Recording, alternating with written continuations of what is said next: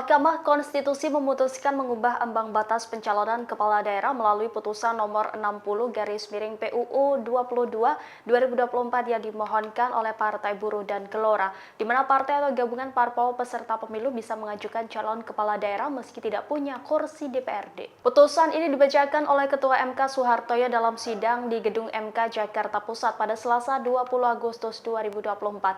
Dalam putusannya, MK menyatakan bahwa ambang batas atau threshold pencalonan kepala daerah tidak lagi sebesar 25% perolehan suara parpol atau gabungan partai hasil pileg DPRD sebelumnya atau 20% dari kursi DPRD. MK memutuskan threshold pencalonan kepala daerah dari partai politik disamakan dengan threshold pencalonan kepala daerah jalur independen atau non-partai. Hal ini sebagaimana diatur pada pasal 41 dan 42 UU Pilkada. Pencalonan Gubernur Jakarta yang sempat menuai polemik karena borong tiket oleh Koalisi Indonesia Maju kini dapat berubah.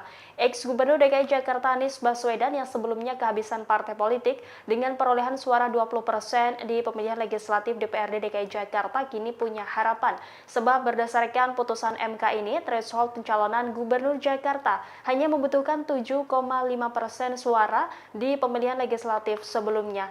PDI Perjuangan yang juga tidak bisa mengusung siapapun karena tidak punya rekan atau memenuhi ambang batas 20%, kini bisa melaju sendirian. Adapun PDIP satu-satunya partai politik di Jakarta yang belum mendeklarasikan calon gubernur. Partai pimpinan Megawati itu memperoleh 850.174 atau 14,01% suara pada pemilihan legislatif DPRD DKI Jakarta 2024. Partai politik atau gabungan partai politik peserta pemilu dapat mendaftarkan pasangan calon jika telah memenuhi persyaratan sebagai berikut. Untuk mengusulkan calon gubernur dan calon wakil gubernur: A. Provinsi dengan jumlah penduduk yang termuat pada daftar pemilih tetap sampai dengan 2 juta jiwa. Partai politik atau gabungan partai politik peserta pemilu harus memperoleh suara sah paling sedikit 10% di provinsi tersebut.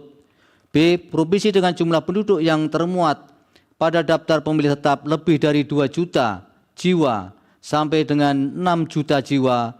Partai politik atau gabungan partai politik peserta pemilu harus memperoleh suara sah paling sedikit 8,5% di provinsi tersebut.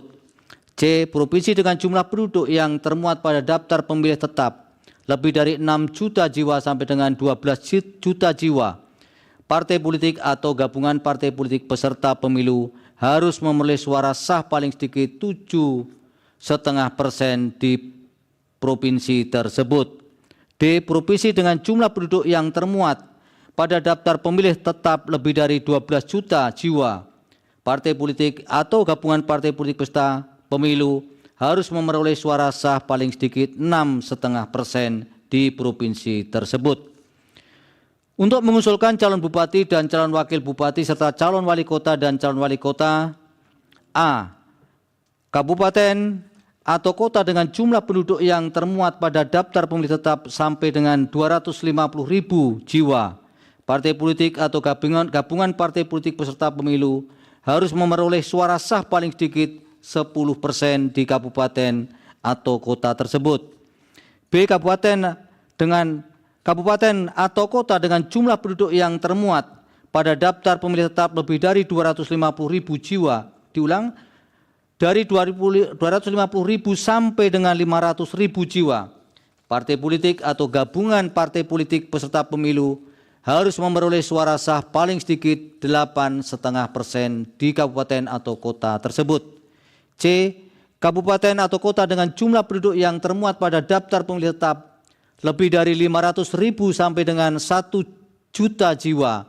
Partai politik atau gabungan partai politik peserta pemilu harus memperoleh suara sah paling sedikit 7,5% di kabupaten atau kota tersebut. D. Kabupaten atau kota dengan jumlah penduduk yang termuat pada daftar pemilih tetap lebih dari 1 juta jiwa. Partai politik atau gabungan Download Tribun X sekarang, menghadirkan lokal menjadi Indonesia.